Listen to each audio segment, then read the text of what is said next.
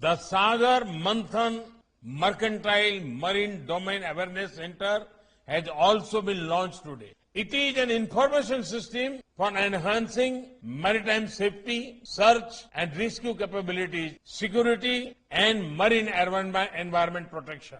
The Sagarmala project for promoting port-led development was announced by the government in 2016.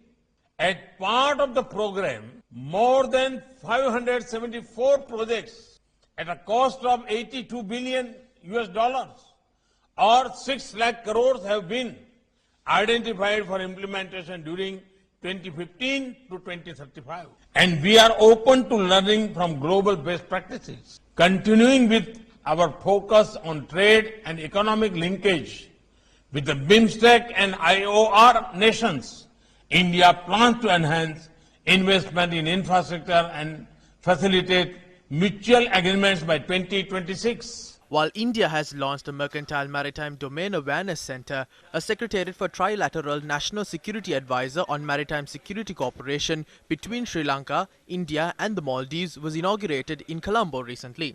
India has been developing several ports around its country under the Sagarmala program to compete against China's One Belt, One Road policy in the region. As such, the Mercantile Maritime Domain Awareness Center is likely to intervene in commercial shipping activities taking place in the region. It is against such a backdrop that Sri Lanka's Cabinet of Ministers had approved a proposal to develop the Colombo Port's West Container Terminal with India's Adani Group.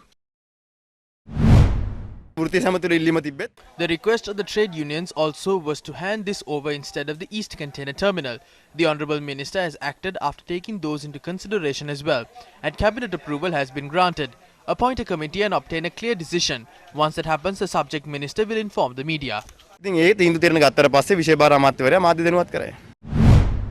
Official sources have expressed surprise at the mention of the approval by the Indian High Commission to Sri Lanka with regard to the public-private partnership with the Adani Ports and Special Economic Zone Limited on the West Container Terminal project of the Colombo South Port. Sources stress that the investments in Sri Lanka are purely decided by the government of Sri Lanka and not the Indian High Commission. Yesterday, the Cabinet of Ministers granted approval for the proposal to develop the West Container Terminal of the Colombo Port with Adani Ports and Special Economic Zone Limited and its local representative and the Sri Lanka Ports Authority.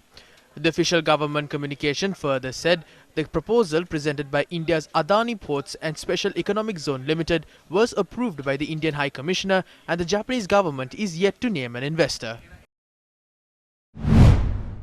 Civil and political groups point out that Sri Lanka is undertaking several measures to win India's support at the 46th UN Human Rights Council sessions that are underway in Geneva.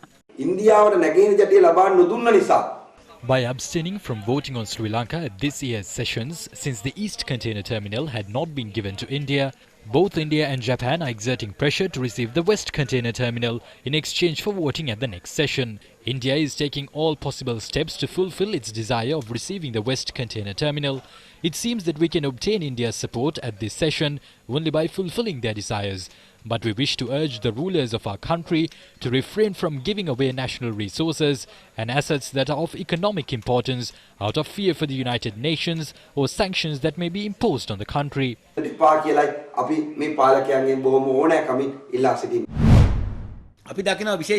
Minister Keheliya Rambukwala said that we would receive India's support. Therefore, it seems that we will have to give this away. They are trying to give away the Trincomalee oil tank farm and the Colombo port to India to win their support at the UN Human Rights Council sessions in Geneva. We believe that people must closely monitor these rulers who are sacrificing the country's resources to win India's support.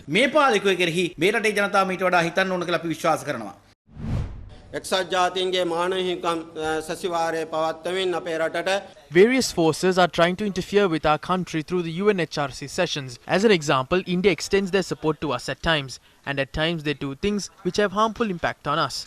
We are afraid that our rulers have been deceived by their strategies and tactics. We are afraid that they will support us and lay claim to the valuable assets we have. We have to maintain ties with them, adhering to our foreign policies, but we cannot let them prey on our country. If that happens, we will come forward and line up the general public against that.